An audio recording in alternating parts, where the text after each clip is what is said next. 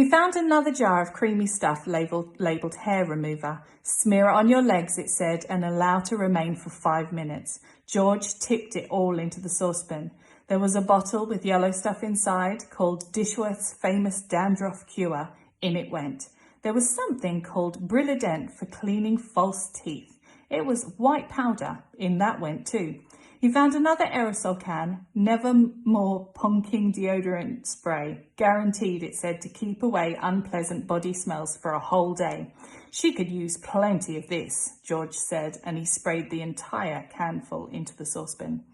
Liquid paraffin, the next one was called. It was a big bottle. He hadn't the faintest idea what it did to you, but he poured it in anyway. That, he thought, looking round the room, was about all from the bathroom.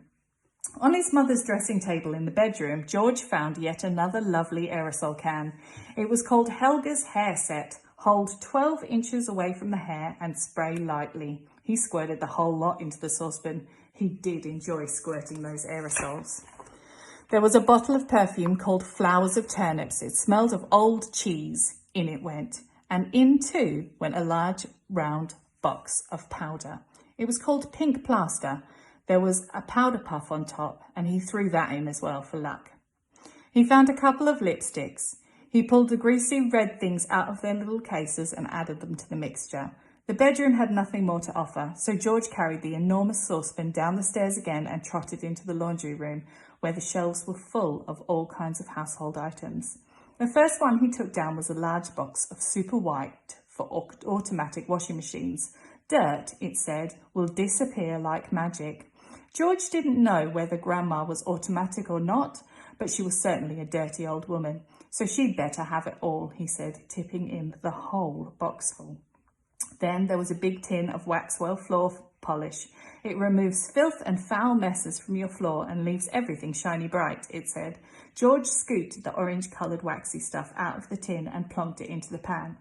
There was a round cardboard carton labelled flea powder for dogs. Keep well away from the dog's food, it said, because this powder, if eaten, will make the dog explode. Good, said George, pouring it all into the saucepan. He found a box of canary seed on the shelf. Perhaps this will make the old bird sing, he said, and in it went. Next, George explored the box with shoe cleaning materials, brushes and tins and dusters. Well, now, he thought, Grandma's medicine is brown, so my medicine must also be brown, or she'll smell a rat. The way to colour it, he decided, would be with brown shoe polish. The large tin he chose was labelled dark tan. Splendid.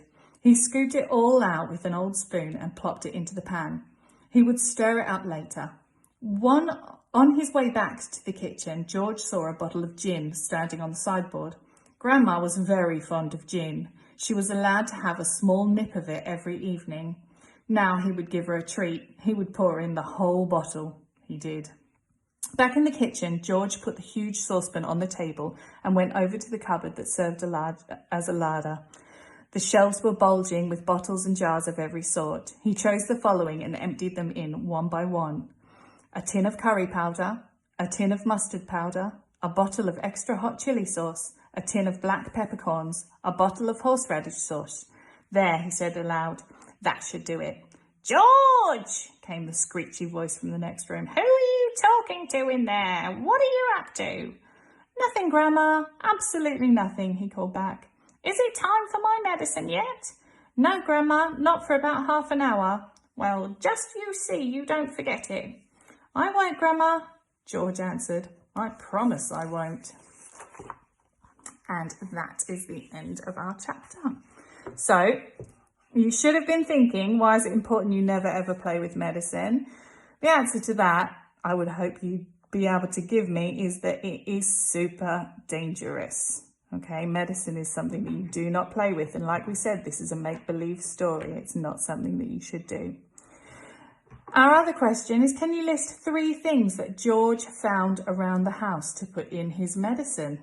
You might have been able to come up with the deodorant or the shaving foam or the toothpaste. And those things were all found in the bathroom.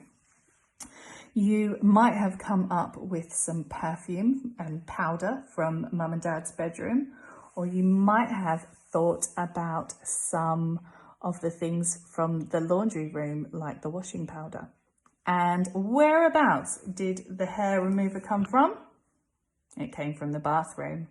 And a tin of curry powder, and I hope that this is where you might find it in your house too, was from the kitchen.